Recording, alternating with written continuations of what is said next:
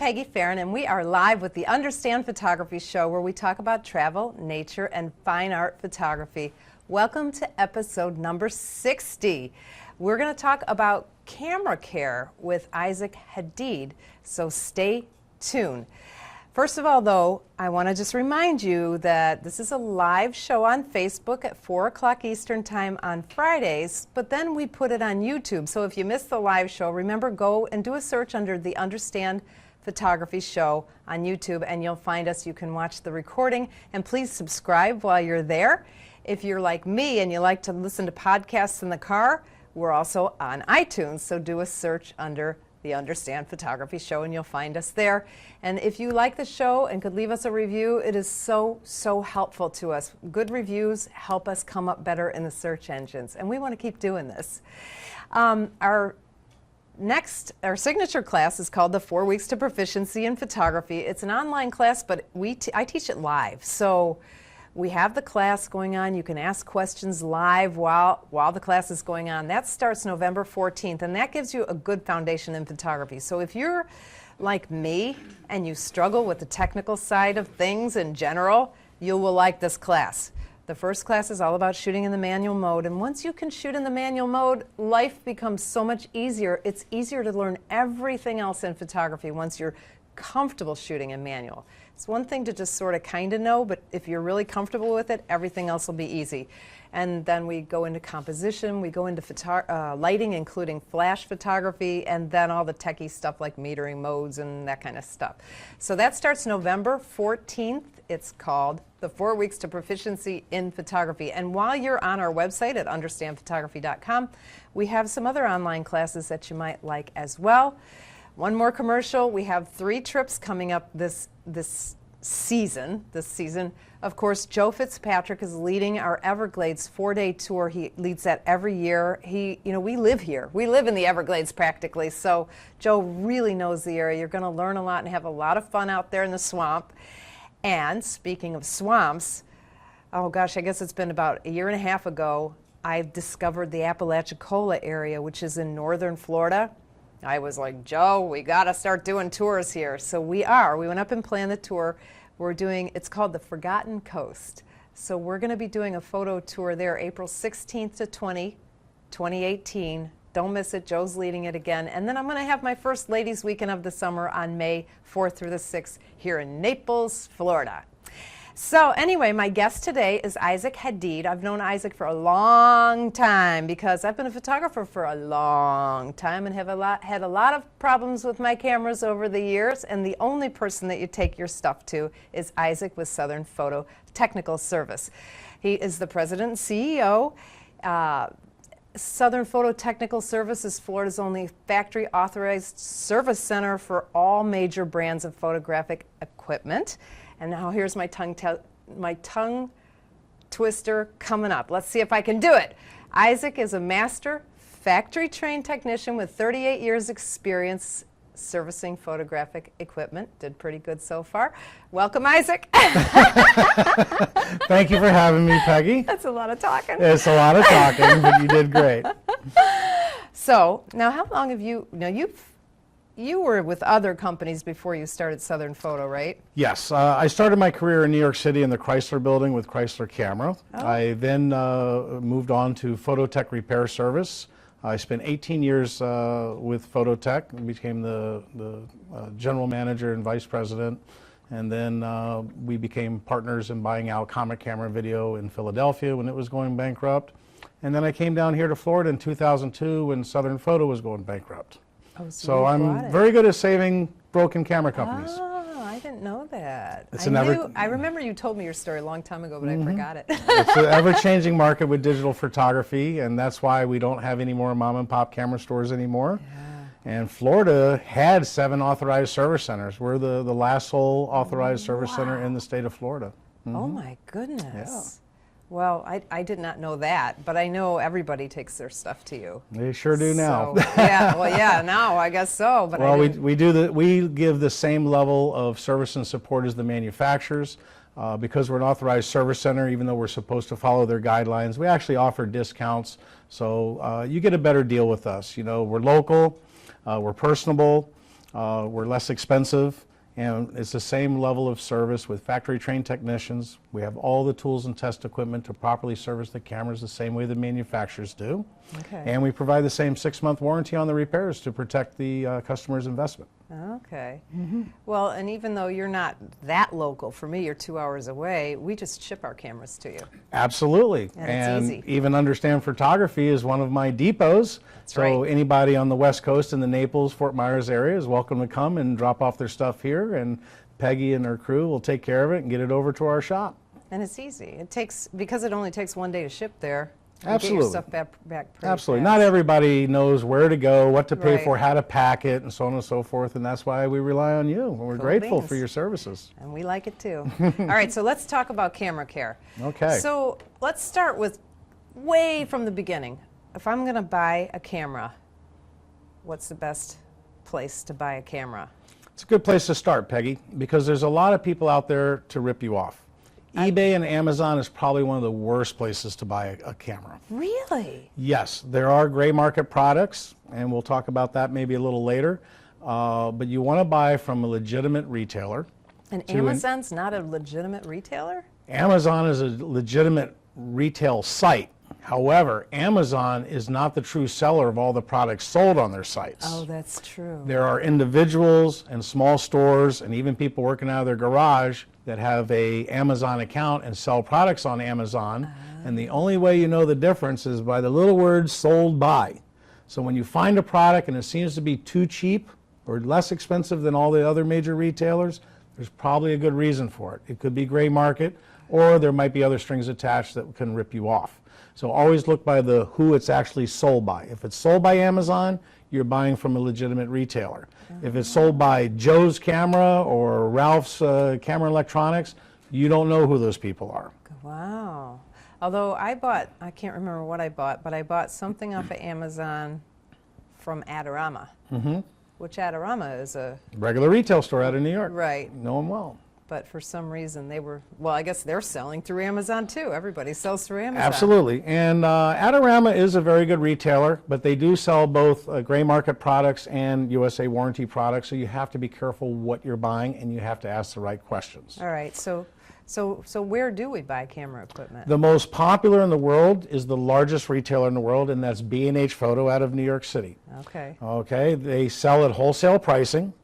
If anyone is beating them on the internet on B&H's prices, there's something wrong, because Okay. they're selling at wholesale prices. So we always use B&H Photo as a barometer to define what is a good deal and what's not. Yeah. Okay. Now we have a relationship with Hunt's Photo and Video too. Another good retailer as Yeah, well. yeah. There are a lot of them, but B&H, I promote them because I am from New York. I work with them for many years. I know how trustworthy they are. I thought you were from And- Alabama. Well, originally. But career-wise, New York. People don't know that. I'm actually an Alabama redneck. Oh my goodness, I let the cat out of the bag. There you go. But beyond that, Peggy, the most important thing to know, no matter where you bought your product, is to, when you first get it home, whether it's a camera, a lens, a flash, open up the box and locate the USA warranty card. This is the only way you're going to know for sure it's not a gray market product and it's a legitimate USA warranted product. Okay. If you don't locate that card, if you find an international warranty or some other document, question it right away. Get a hold of the retailer and resolve that problem. You must make sure you're buying a USA warranted product, and if it doesn't have that USA warranty card, you need to return it to the store. Wow. Yes. I never thought about that because I see, like on the sites, it says right on there gray. What is the gray market? Tell me what that is. All products are built in the same factories. Okay. There used to be international warranties that were worldwide. Technically, these companies still have international warranties. However, let's take Nikon USA as an example. Nikon USA and Nikon Japan are actually two separate entities. So Nikon USA will buy their products from Nikon Japan Okay. for X amount of dollars. They will then add money to the sale of that product for service, support, and advertising. Okay. So once they mark it up, then they sell it to companies like B&H Photo or Adorama. Okay. So that's a legitimate USA product that has been sold by Nikon USA and is Okay. warranted by Nikon USA. When digital technology hit this market, it wiped out a lot of camera manufacturers. Oh, right. Bronica's no longer around. yeah. Mamiya's no longer around. Yashica's not around. Minolta joined with Kairasura. When they failed at digital, then Minolta sold their technology to Sony. Okay. So all your Sony cameras were based on Minolta's technology and their bayonet mount, which Okay. was, so the industry changed in a way that the manufacturers said that each country is responsible for their own warranty program. That's how the gray market was created. So if a retailer out of New York or California buy products that were supposed to be sold in Latin America, China, Germany, they buy it at a lower rate because those add-ons for advertising, service, and warranty have not been stacked on top. So that's where you find these guys on the internet selling it less than B&H Photo and Adorama and so on and so forth. Those are the ones you have to watch for. And they're not warranted here. Not warranted. Now, how do you, okay, so I'm really bad at paperwork and things like that, so I get those, I don't even look at the warranty cards. I never send them in. Is that bad? What you need for a warranty repair is the following. It is the consumer's responsibility to be able to prove their proof of purchase. All products are going to have a 1-year warranty from date of purchase, whether it's Nikon or Canon or whatever. Okay. Okay? So the smart thing to do is once you get your product home, locate your warranty card, make a photocopy of your sales receipt, make a photocopy of your warranty card, or keep the warranty card, tuck it in the box, put it up in the closet. You'll know exactly where your warranty documents are in case something happens during the first year of service. Okay? Or like me, what I do If you is, put it in the filing cabinet, Peggy, you're going to lose it. well, my godsend is Gmail, because go. I shop on the internet, and they send you a receipt on Gmail, and I can find my receipts because of that. There you go. Because So you're organized on Gmail. Gmail is, if my Gmail goes down, I'm doomed.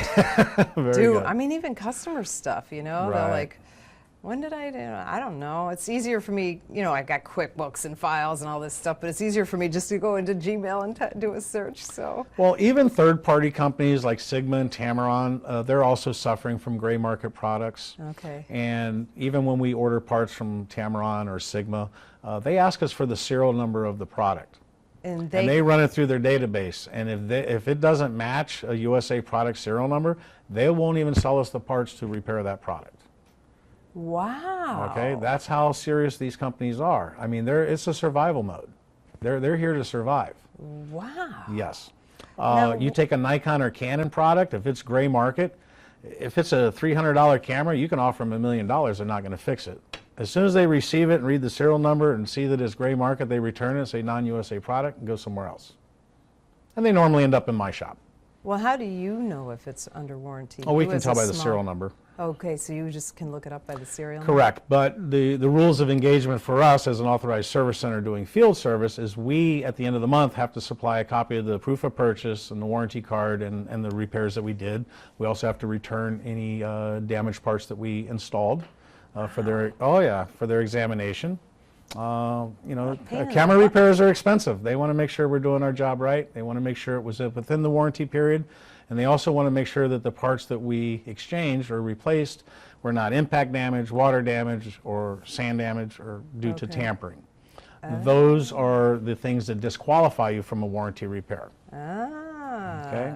So if you drop it on the floor or spill a pina colada on it, that's not covered by your USA warranty. Good to know. If you Yes. drop it on the floor, it's not covered. It's not covered. That's called impact damage. It's not their fault. It's not a manufacturing You're right. defect when you run it over with a Mack truck or drop it off the Empire State Building. I've dropped, but they make them pretty good. I've dropped my cameras and had no problems. Yeah, I've had your cameras in my shop. I just don't tell you what I find.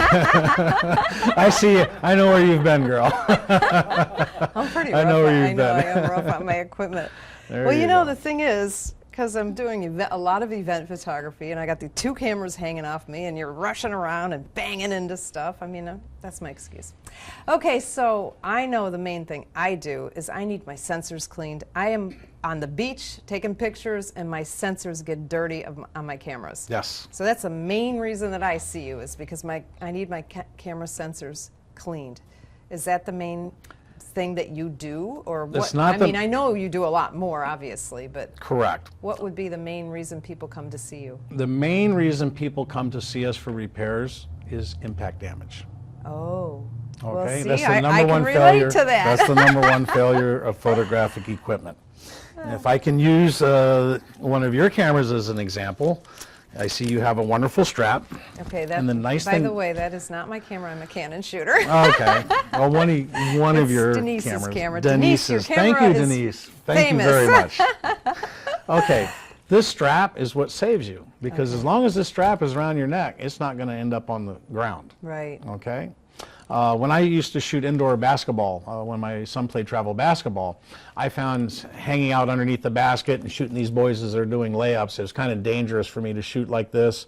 If they ran into me, I can get the camera, I might hurt the child, I might get the camera, Smashed shoved down into my your mouth. face, yeah. So what I did is I found a different way of just looping my hand a couple times like this. On the strap. Okay, so in sports photography, and if you're in a dangerous situation, you can still take your photographs and you can still protect yourself. Okay. So the what strap you've can done be utilized in for many different ways. For our podcast listeners, Yes. he's taken the strap and wrapped it around his arm. which Twisted it 2 or I- 3 times around my right arm. I do that a So I lot. can pistol do grab it? that, I do that a lot too. There you go. But Joe and I did a whole show on camera straps and Mm-hmm. things like that. And when I first started teaching, I was like, why would anybody buy a new camera strap? But I didn't realize that not everybody has like football player shoulders like I do, because my cameras never slip off my shoulders. I cringe But every most time. people, they slip right off. I cringe every time a camera comes in my shop and there's no strap on the camera whatsoever. Yeah, I cringe. that does seem crazy. Yes. I Yes. don't So know that's how the you- number one reason. Okay, so impact. Impact damage. The second most popular reason, believe it or not, is liquid damage. Oh. Now, we have a nice glass of water here, a cup of water here in a cup, and we have a nice Nikon digital SLR with a very expensive zoom lens on it, and we have it sitting here on a table where food and beverages are being served. This is wrong. This is what we call bad common sense. Okay? All of you can avoid costly repairs in my repair shop if you can avoid putting your camera in harm's way. So we don't want to keep our consumer electronics on the same table with food and beverages, because accidents can happen. Okay. And I bet you everybody in this audience, I don't have it with me, I left my iPhone in the back table, but how many of you will admit that you've gone out to dinner with friends, and either you or someone in your dinner party took out that $700-800 iPhone and put it on the dinner table where food and beverages are served? Guilty. There you go. Common sense says we don't put $700 worth of electronics next to a glass of wine or water where it can get knocked over and get damaged. So a lot of common sense can avoid a costly repair. I do that every single. Everybody's done it, or they've seen somebody I do it always. You know why? I have a problem. I am addicted to looking stuff up. Really? If we're having a conversation and you say, oh, you remember that movie star, or they remember that TV show, I have to look it up. Exactly. I don't know what's wrong with me. It's Exactly. like, I'm addicted. And believe it or not, because we're in South Florida, which is a beautiful place to live, the third most popular reason people come to us for repairs is sand damage. Because we have all these beautiful beaches, and even in our parks and recreation areas, there's a lot of sand mixed in with the soil. And sand damage is the third most popular reason here in South Florida that we get equipment in for repairs. Now, what kind of damage does the sand do? I know it gets inside. 'cause It will get inside your lenses, it'll get inside your cameras, and it will cause major malfunctions. Does it scratch? Or? Yes, especially the lenses. The lenses are not the cameras and lenses are not as sealed as you anticipate, Yeah. or as advertised. Yeah. Canon and Nikon don't like me saying that, but the truth is they are not well protected. Okay? There's a lot of places for liquids to seep in, for sand to get in. If you get sand in a lens, the zoom might get scratchy. Oh. It can get into the focus That gears might of have the happened to me. Yeah, it'll get into the focus motor and gear system, and then the autofocus will malfunction. Okay, a lot of things can go wrong. Okay, now this brings us to the first time you yelled at me. You remember it that well? I must yell really bad. Sorry. What's the worst way to clean sand out of your camera, which I was doing? Probably your shirt. All right, I wasn't doing the shirt. Wasn't the shirt? Which one was it? It was the air, the canned air. Canned compressed air. Yeah, that's a big no. You were like, what are you doing? That's I don't know true. who told me to use the canned air, but that's how I was trying to clean off my cameras. And you're like, that just shoves it back in there deeper. The problem with compressed air is it uses chemicals to hold that compression of air. So even when you're spraying lightly, you know, like those keyboard cleaners, Yeah. if you press hard on that button, you'll see a mist of liquid come flying out, okay? And that will soil the sensor, and if it's cold enough, it can even crack the glass. Oh my gosh. So you I don't didn't want even to, know all that. never want to use I have any never type. used it since you told me that. Correct. So on that point, we never want to use any lens cleaning solutions. You know, you buy these cameras and they kits. give you these kits of little freebies, you know. Yeah. You never want to use the lens cleaning solutions. You don't want to lose the little puffer with the little black hair on it with synthetic Oh, the bristles. little synthetic ones. Yeah, those will end up, they're so cheap. These things are in your camera. Yeah, they fall off. Oh, the yes, little they fall hair off in your or camera. brush parts. Correct. So, I did come with some tips and tricks that I'd like to share. let's do it. Okay, all right. This is going to be on camera care and maintenance. But remember, this is audio as well as video. So You got think it. of our audio listeners. You got it.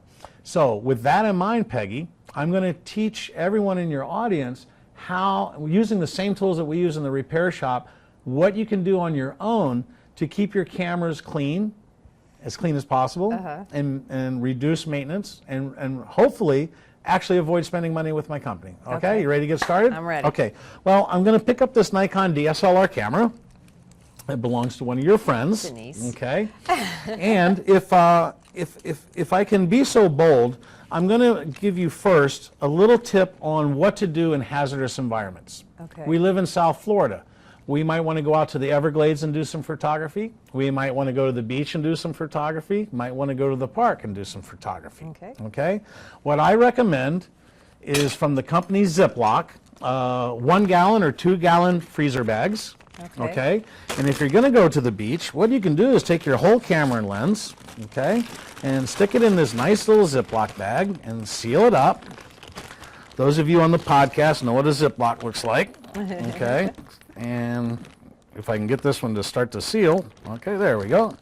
And by sealing it up like that, we can now put it in our camera bag. When we get to the beach, we take it out of the Ziploc, do some photography, put it back in the Ziploc, put it back in your camera bag. When you get home, take everything out of your camera bag and clean it with the hose attachment, the little crevice tool from your vacuum, because sand will get into everything. You taught me that one too. Even if you didn't sit down or anything, you just took a romantic walk with a loved one down the beach, a couple blocks, and you come back, you notice when you get to your car, you got sand in your ears and pockets and places you didn't expect, right? So when we went to Daytona Beach, we stayed, me and Rocky went to do a big photography show in Daytona Beach for the Professional Photographers Guild. And we stayed on the 35th floor of a hotel, excuse me, on the beach. And I looked down at a 25-story hotel right next to us, and I saw more sand on top of their roof than I did tar.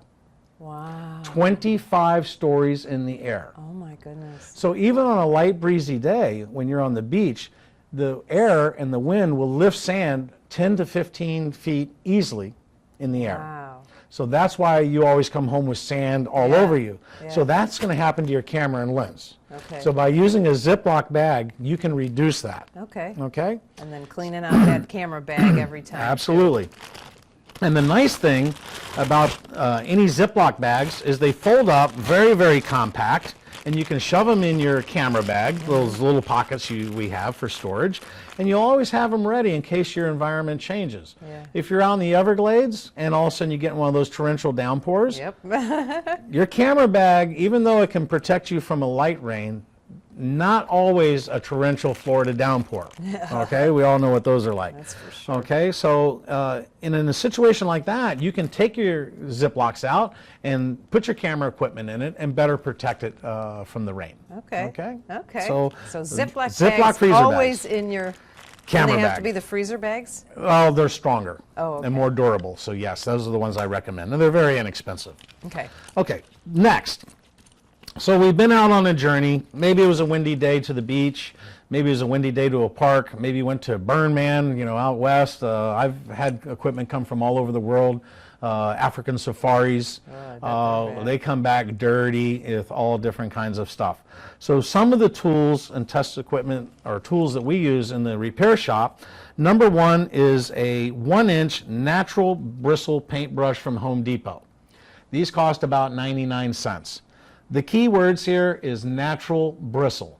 A natural bristle paintbrush is the least expensive in the store, and it will not scratch or harm your camera equipment at all. And you can use that brush to brush off any heavy debris like sand and grit off all the nooks and crannies of your camera gear. You can even pop up the electronic built-in flash, and you can get in all those nooks and crannies. And then we use what's called a rocket. It's like a puffer. Kind of looks like what your grandmother used to use to clean your ears out. And we can use that to lightly blow on the exterior and get off the loose debris that we just loosened with the brush. This is the rocket without the brush at the end. That's correct. It's just a blower. It's just a hand pump blower, like a rubber ball with a little tube on it. And all retailers sell these, and they're safe and have no chemicals and will not harm your item. And finally is a $5 microfiber cloth that you can usually get with some pair of sunglasses or eyeglasses. They sell them at Walmart, Kmart, eye centers, camera stores everywhere. Very inexpensive microfiber cloths. You can use that to clean up all the glass, even polish the outside of the camera areas all over, LCD, top cover, all over. Zoom out your zoom barrels, clean the dust off the outer barrels of your zoom lens.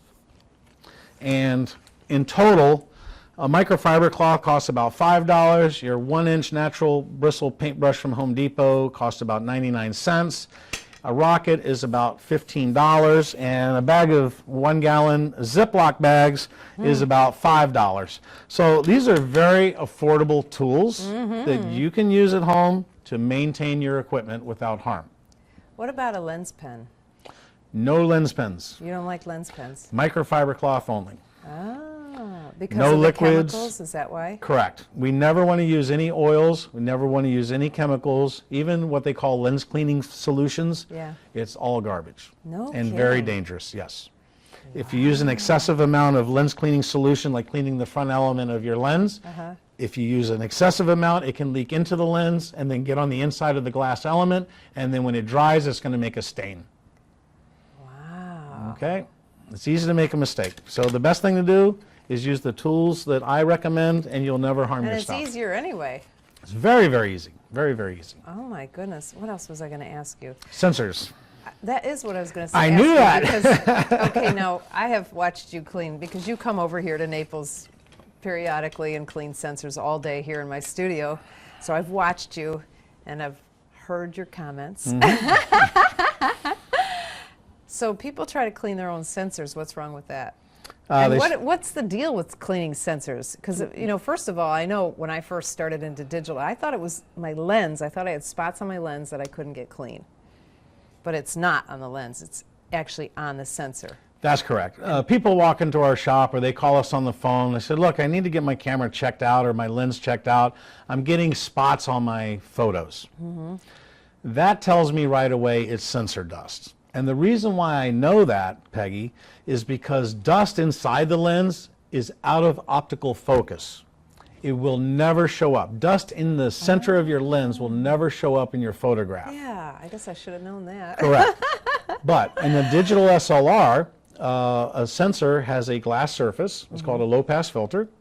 And if we have a speck of dust sitting on that glass low-pass filter, when light tries to pass through that glass to be captured by the camera, it's blocked by the particle of dust, that creating a shadow. So the end result in a photograph will look like a gray or black spot, or if it's a piece of lint, it could be a wiggly little line. And they're most apparent in very light colors.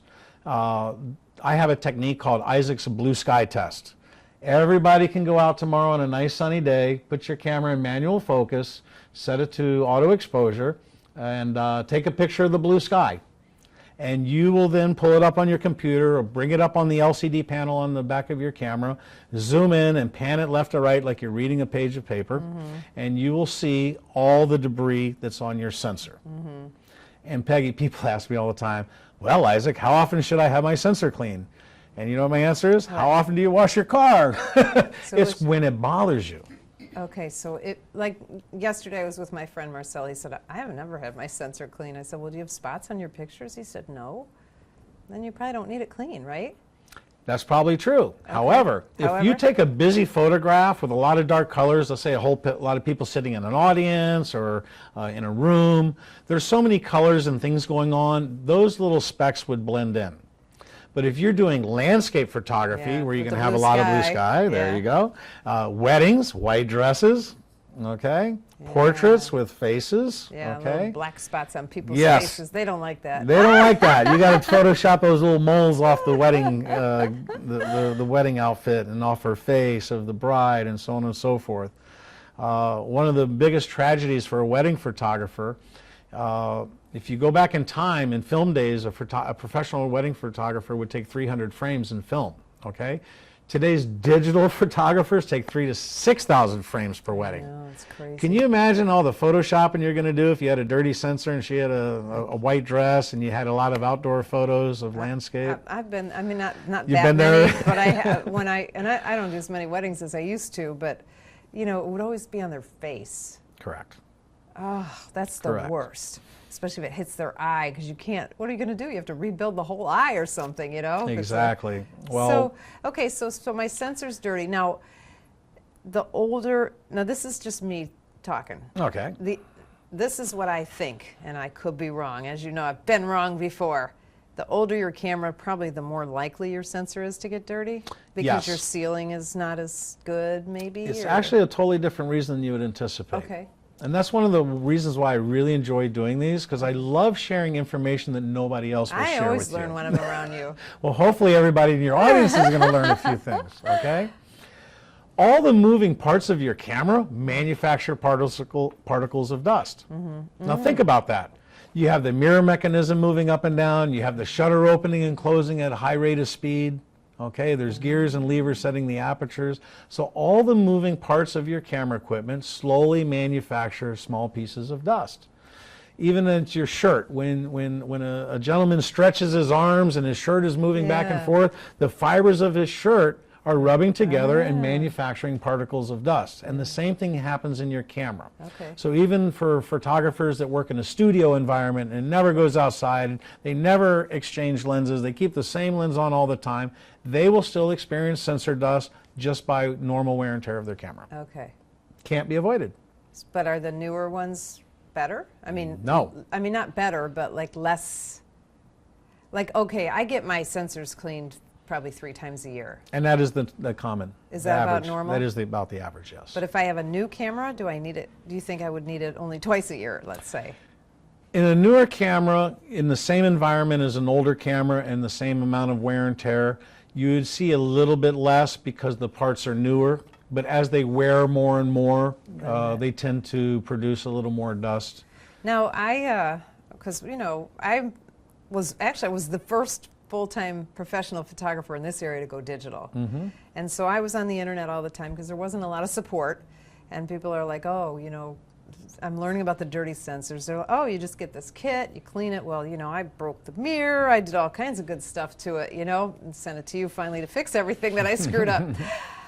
But you see a lot of sensors that people have tried to clean themselves and they've basically kind of screwed up their cameras, They've right? ruined their sensors. So why is that? Why is it so hard for other people to do? Well, first of all, let's go back to these cleaning kits that you mentioned. Mine was, it was like something that you stuck in there, and I stuck Yes, the it's whole a mirror fell out. It was like a small plastic rod with a little sticky sponge on the end. I It was think almost so. like double stick tape on the Yeah, ends, yeah, okay? yeah. It's been a They while. also have these sweeps and swabs, and I've seen ion pulse generators. I mean, there's so many gadgets out there. Why? Is supply and demand. Yeah. In the United States, there is less than 25 Nikon authorized service centers. I'm just using Nikon as an example. Okay. Now we have 50 states and only 25 authorized service centers. Oh, wow. And we're only in major cities at this point. You know, New York, Houston, Chicago, Los Angeles, Miami. Right, you couldn't Okay. make it over here. So if you live anywhere in the state of Minnesota, North Dakota, South Dakota, Tennessee, Wyoming, they have nobody. Yeah. There are no qualified technicians to do that work. So supply and demand in the U.S. market, People came up with the people idea. will come up with gadgets, and you will buy those gadgets. The problem is the low-pass filter of the sensor is Okay. very, very sensitive and very fragile. It's not as strong as regular glass because it has coatings on it. That's why Okay. it's called a low-pass filter. Me as a professional, we do what's called a wet cleaning. And during the wet cleaning, we are using a microscope or a strong magnifier so we can see the debris sitting on the glass sensor. There is two big problems. Number one, what can look like a piece of dust can actually be a grain of sand. Okay. Okay? Second, if you have metal lenses, lens mounts, and there's metal mounts on the camera, okay, or even with plastic mounted lens mounts, okay, by mounting and unmounting the lenses, we get what's called brassing. You know, small particles of metal or plastic that from wear and tear of locking it on and taking it off and locking it on over and over and over, that also gets on inside the camera and can get on your sensor.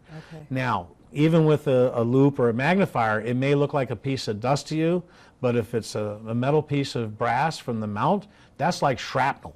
So now you're dragging this jagged piece of metal across your sensor, and it will scratch it, and you'll have a permanent line in all your photos unless you have it replaced. Oh my gosh. Not only that, the sensor is the most expensive component in your camera. Oh, I didn't know that. Yes. So let me give you an example. Nikon's top-of-the-line flagship camera, the Nikon D5, the camera costs $6,500. The sensor in that camera costs $2,000. Wow. $2,000. So if you screw up your sensor, You're done. You're in for a very, very costly my repair. goodness. Okay, nobody anticipated that just to save a couple bucks is going to cost them, you know, over $2,000 to correct their camera. So what do these people do? They have to send them in, They need to right? send them in. If they're smart and they really want to do the thing right, they're going to send it in to us. You know, we try to make it. In fact, we've been taunted as having the best sensor cleaning service in North America for the last 12 years with Canon and Nikon, because we're the most affordable. For our walk-in customers, it's only 15 minutes per camera while you wait. Yeah, that's what I used to do. We used to go. That's All I the wedding remember. photographers are like, I'm going over to see Isaac at Southern Photo. Oh, take my camera. So we come over with 20 cameras, Yes, you know, and you'd have them done in a half hour. Well, it was great because you guys would come over with a whole carload of people and a trunk full of equipment. You drop it all off, you go shopping and have fun, have some was lunch, fun, right? yeah. And then you bring It's your way gear easier home. now that you come to us, though. There you go. And then you know what? We love coming over here, Well, Peggy. we love having you. It's so. difficult. Canon and Nikon, they do some sensor cleaning field service for professionals at major events like like at a big convention. I've seen the them big do that. convention, some of the major sporting events, not all sporting events. Like we spent 4 or 5 years doing Dolphin stadiums, all the professionals in you did? Miami. Oh yeah, Yeah, oh yeah. okay. But when it comes to like a World Series game, the Indianapolis 500, they will send their technicians to help out the photographers. Other than that, nobody else does field service except Southern Photo. I mean, we travel over here to Naples, we go up to Pensacola, we've gone to... You go all the way up to Pensacola? We go up to Pensacola, Is absolutely. that on your way to Alabama? It is on my way. Got me. Got me there. Destin, Florida is a huge place for wedding photography on the beach. Oh, you know And what? I guess I knew that because somehow I'm on their mailing list for Destin. They do a lot of publicity. Destin does a lot. People come in from Texas and Alabama for, Georgia, I would imagine. Oh yeah, It's and right from there. Georgia. It's a beautiful white sand beaches up there. Yes, and they're great people, great photographers, and when they're overloaded, hey, call up, Joe, or call up, so and so. So they work together as a team. But if I were to compare my Naples photographers like you to Destin photographer, they're more brutal. They must have more wind, or they do more beach weddings. Something's different because their stuff is I bet always they do have damaged more by wind sand. up there. They probably That's where do. the hurricanes all hit up in that area. Maybe that's what it is. Although Maybe we got that it is. this time, but you know. Maybe it's just the intensity of an average windy day that makes a difference. The It's little so things in funny. life. About a year and a half ago, I took a road trip with my son because he moved away. But anyway, I drove him, and we stopped and had a day at White Sands National Monument, which is just these huge sand dunes, white sand. And all I did was think about you. Well, that's I good. was like, Isaac could make a fortune here, because I was afraid to take my cameras out. And there were so many, there were people on photo tours. Right. Because it's so cool there. I mean, it's a cool place. But man, it is windy. And But it's that Peggy- super fine sand. Peggy, you are my poster child for what I tell people. Okay. Think about your camera. Don't put it in harm's way. If you live with people and you've been out on a photo shoot and you go home, you don't want to set your camera bag on grandpa's favorite chair where he's going to want to watch the news at 6 o'clock. Because if you do, and he comes home and he's grumpy, and your camera bag's in his favorite chair, he's going to pick it up and set it on the floor a lot harder than you will. Yeah, good point. You don't want to leave it out on the kitchen counter where food and beverages are being served. You don't want to leave it on the coffee table where somebody might come over and knock it off the table. You don't want to leave it on the corner of the bed where somebody might sit down too hard and bounce off the bed onto the floor. One of my subcontractors, his thing is if you put the camera down and the strap is hanging off the table. Oh yeah, that's a boat. No, Boy, no. that's a dangerous thing to do. Very dangerous. But what if I want to take pictures at White Sands National Monument? What should I do? Should I get like underwater housing, or? You can use these, and they also sell these rain gear. When you They're- say these, you're talking about I'm Ziploc. sorry, the Ziploc freezer bags that we discussed earlier. Sorry, podcast people. I'm learning. So the 2-gallon Ziplocs are great. If you're going to be like in Niagara But Falls, you've got it out on a tripod. yes. That So they makes- sell rain gear. Okay, so that's There's what you camera should- rain gear that you can find at B&H Photo in New York, and other retailers like Hunts. Adorama Yeah. and Hunts and Roberts. Okay, we can go to list. There's a lot of good retailers out there. Okay, we all know them. Okay, they all have very inexpensive rain gear because an underwater housing is like $3,000. I know, they're crazy. Is expensive. very model specific and lens specific. So the rain gear would be pretty. It's your I best mean, shot. it's not perfect, but it's better than nothing, right? Better than nothing, and that's what you'll see like on the sidelines of a football game.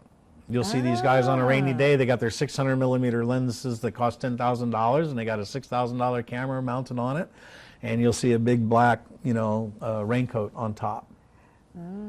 Now, I impulse bought the Sigma 150 to 600 millimeter lens at a lecture, because the Sigma guy came, and the guy was talking about the lens, and it weighs nothing. It's so lightweight. I was like, that sounds good for 150 to 600. So, but they had two models, and the camera repair guy from Georgia was there, and he said, don't get the lightweight model. You want to get the kind that with the better, Heavier durability? one was called Sport and one's called Contemporary. But he said the Sport had better weather sealing. That's what he called it, Okay. weather sealing. But I didn't listen to him. Good thing, because you know what? I'm not going to mention the manufacturers' names, but all the major manufacturers that say they have weather seals, it's a light foam gasket in certain areas. Foam, not rubber. It's really not. It's not that big of a Weatherproof. deal, because it was a There- lot more expensive, there are- and the lens was heavier. And the whole thing I was attracted to was that it was supposed to be lightweight. It is Correct. pretty heavy though, but it's doable. You know what I mean? To have a nice long lens like that you can actually handhold is nice. It's attractive, and that's the selling point of the product. Yeah. You've got to remember that these engineers build things based on sales. The salesmen go to the engineers, say, build me a lens or build me a camera with these features for this price. Because I think the two things that people seem to look for is lightweight. They're looking for something lighter weight, and they're looking for what else? I just had it in my mind. Oh, something that can take pictures in the dark. Those are the two things that people are always looking for lately. So who does make the best cameras and lenses? And do you have a Well, Nikon, opinion? of course. Now, I've been what I jokingly call a Nikonian for many, many years. With all the factory training that I've had, I mean, I've fixed pretty much every film and digital camera since I started my career 38 years ago. 38 years. How old are you? Ah! No, never mind. Yes, you don't have to yes, tell us. yes. 41, no. Yeah. Started when you were 2. Yeah. So I've seen it all. And I happen to like the feel of the Nikons. I like the way they're constructed inside. I like the way on the digitals, the menu systems, how they work. Okay, and we're all different, you know. When we go to Dolphin Stadium, you know, to do an event there for the professionals, or if I go to the Miami Open, which is another tennis match event that we go to every year, we sit down with all these professionals from all over the world, and we jokingly say that half the world is Nikon and half the world is Canon. So which is really truly better? It's all preference. Yeah. But what I do tell people, and this is very important, is once you select one of these companies like Canon or Nikon, stick with it. You don't want to start investing in additional lenses, flashes, and accessories for one type of camera, and then say, oh, so-and-so uses a Canon, I'm going to sell my Nikon and get a Canon, or vice versa. Yeah. By the time you've sold it at a loss and reinvested, you're nowhere better than where you started, because it's not the camera that makes the photograph. It's people like you, the photographer, Peggy. Well, you know what my opinion is? It's like, okay, Nikon is doing this better right now, but next year Canon is going to do that better, and then Nikon's, you know, Canon's going to do something else like low light capability better, and then Nikon's going to do something better, and They follow right behind each other. yeah, so it's So you have been doing this a long time. But now with the digital stuff, there's all these up and coming, you know, like Sigma lenses, you know, we used to like poo-poo them, but now they're pretty good, right? But now they're harder to repair for you? Yes. The easy ones to repair are Nikon and Canon? Yes.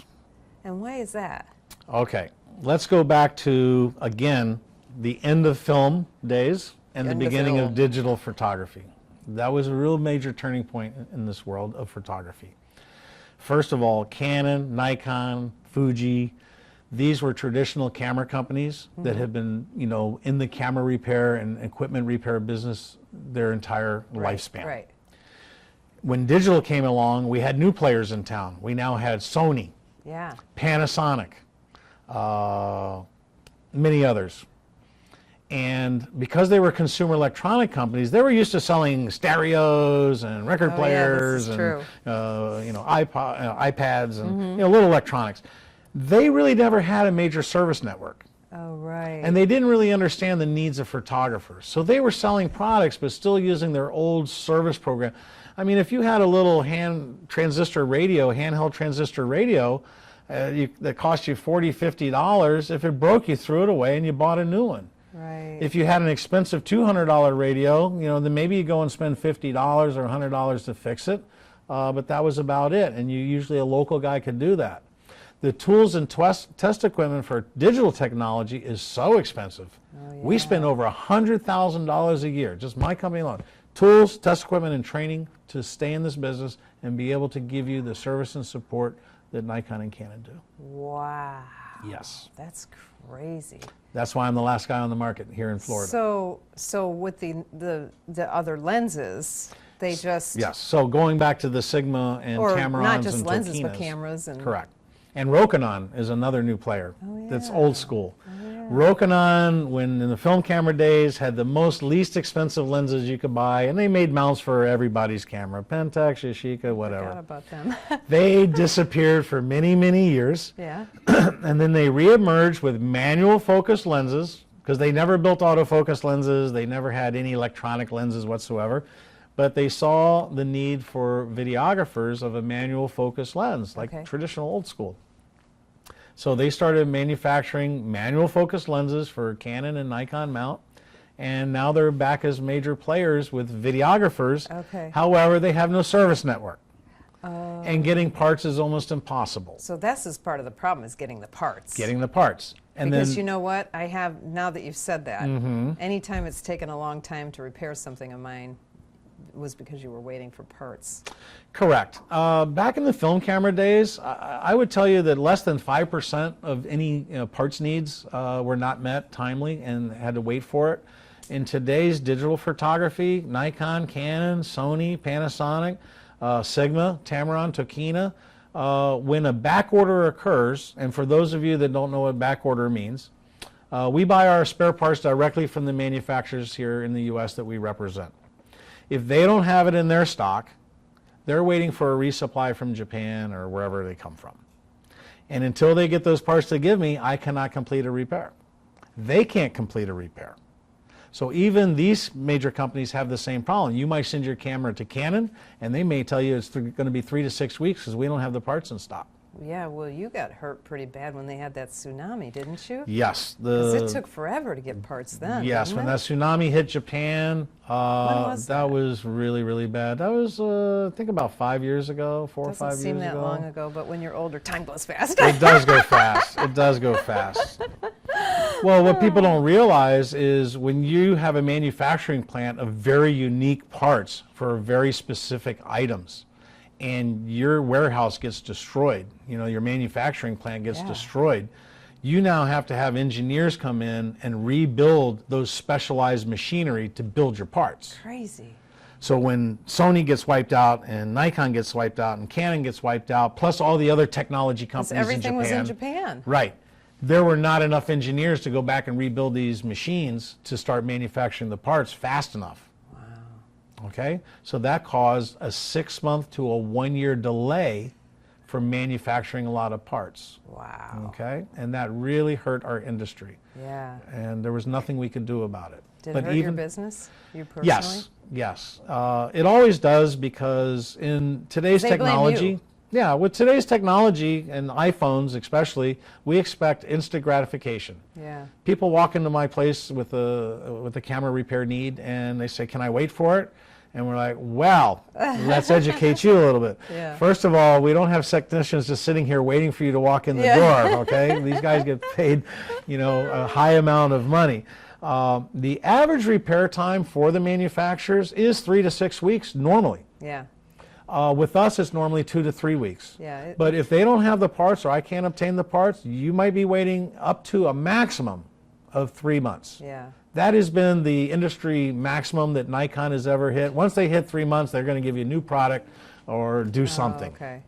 But even during those hard times, they did not offer replacements, and it would take 6 months to a year to get some parts. Wow. It was really, really bad. I remember it was bad. Yes. I remember that because it was terrible for everybody. Exactly. But Tamron and Sigma here in the U.S., they do not stock a high volume of parts for their lenses. Oh, I see. Almost every lens, other than minor parts, small parts are less expensive, but focus motors are very expensive. The optical stabilization systems are very expensive. If your lens needs one of those major components, they order as needed. And they only get their shipments in about once a month. So depending on what time that you order arrive, right the day after you might be waiting 3 to 6 weeks for an average repair. Wow. And that's common. Yeah, that's interesting. And it's unfortunate. Now, what else does your company do? Do you just repair cameras? And well, you do video cameras as well as Yes, still we cameras. basically still do everything photographic. I answered an email this morning, a Canon customer out of Texas that said, "Hey, I've got a Canon 70 to 200 millimeter lens and the filter's stuck on it and I can't get it off. And I'm a CPS member, meaning he belonged to Canon Professional Services, pays a membership fee, Right. And they said, sorry, we don't service that product anymore. So why don't you give Southern Photo a call? And of course, they wrote me an email and I said, yeah, that's like $15 to remove your filter. Really? So yeah, so mail it on in from Texas and we'll take care of it. Probably cost them more to ship it to you. Exactly, exactly. If it was a big heavy lens. And, but that is I forgot about that. There Correct. are a lot of stuff that the Canon and Manufacturers Nikon, they don't won't, fix. if they're too old. Correct. Because as you know, I like old flashes, and you always fix my old flashes. And Canon will not even talk to me about my old flashes. So it's just so hard for me to stomach 600. Yeah, so we still do 40, 50-year-old film-based cameras. 35 millimeter. We do flashes, we do video cameras, we do digital cameras, both amateur and professional. We even do the little point and shoot digital cameras. But you don't do iPhones, do you? We do. You do? Yes, because I had children. Oh, that's right. I had children. Okay, so my daughter, who used to keep her iPhone in her back pocket, would drop it in the toilet every time she went to the toilet. And Oh, you my know, gosh. Yeah, and then my son, he would drop his. And you're not buying him another $700 camera. No, and I was tired of paying iPhone, Apple prices for repairs. So I said, hey, we're technicians. Let's buy these parts and do them ourselves. And so I started doing them for my kids and family members and neighbors, and just made it part of our business for our clients as well. So all cell phones or just iPhones? Just iPhones. Okay. Just iPhones. Yeah, because there's too many parts if you have too many cameras, right? Yeah, no, that's true. We also do the iPads as well. In other words, we do the Apple products. And the reason why is they're affordable and reasonable.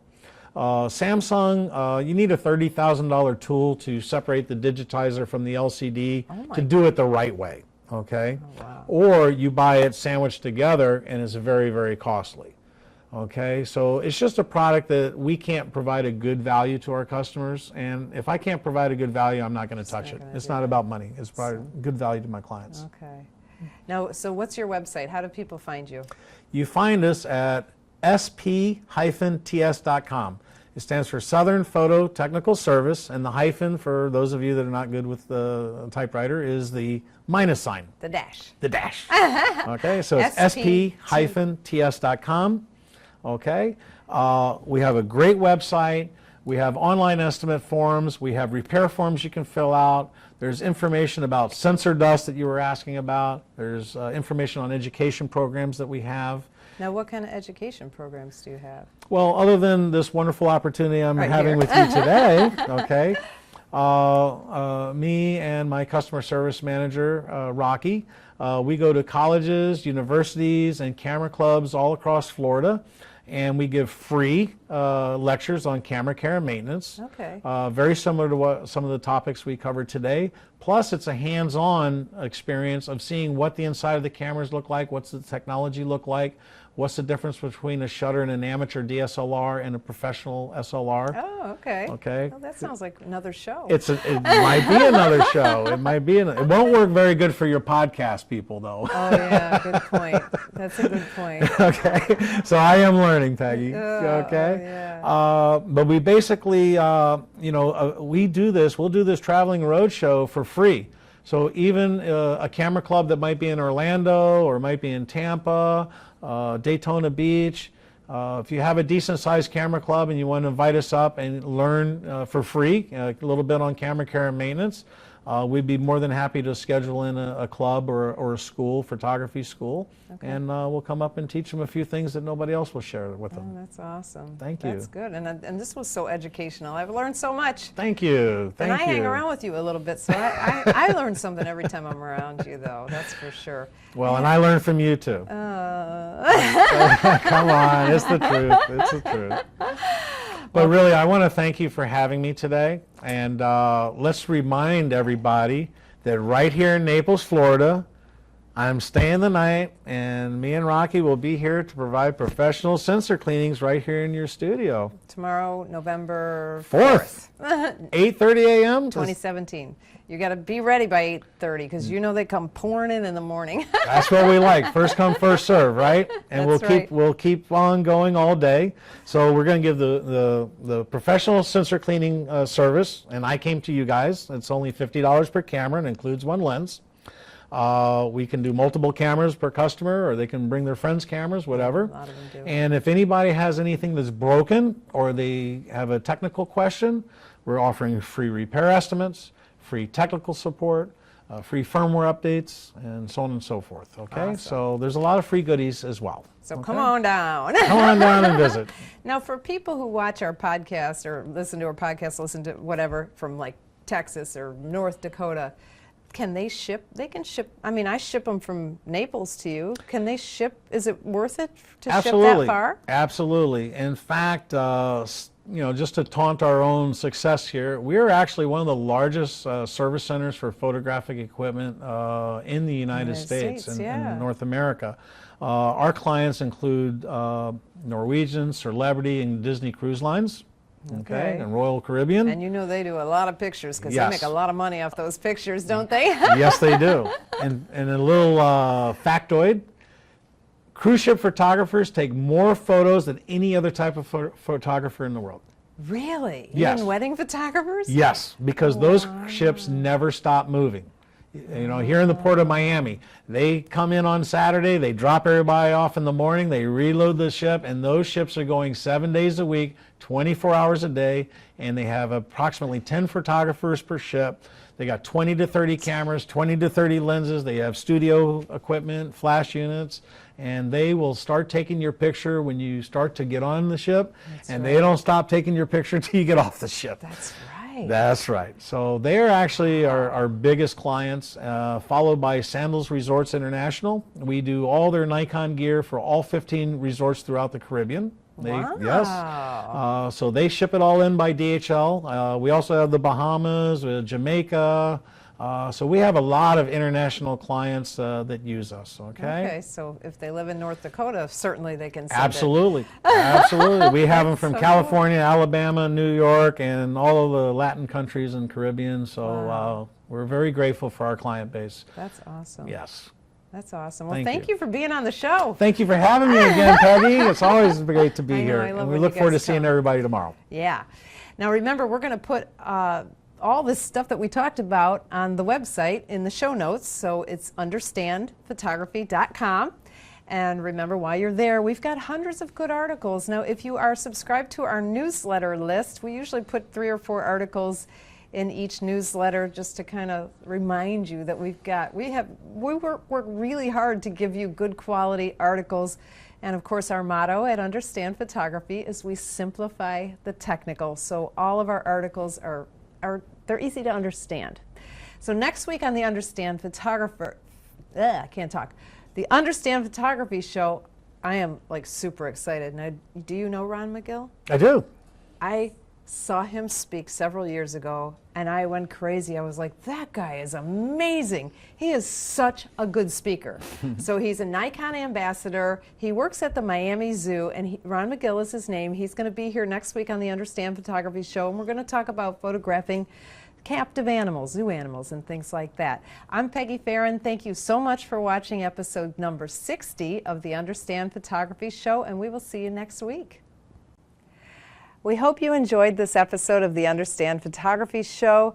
It would help us immensely if you would click like down below and subscribe to our channel. Thanks so much. We really want to continue to bring awesome photographers onto the Understand Photography show.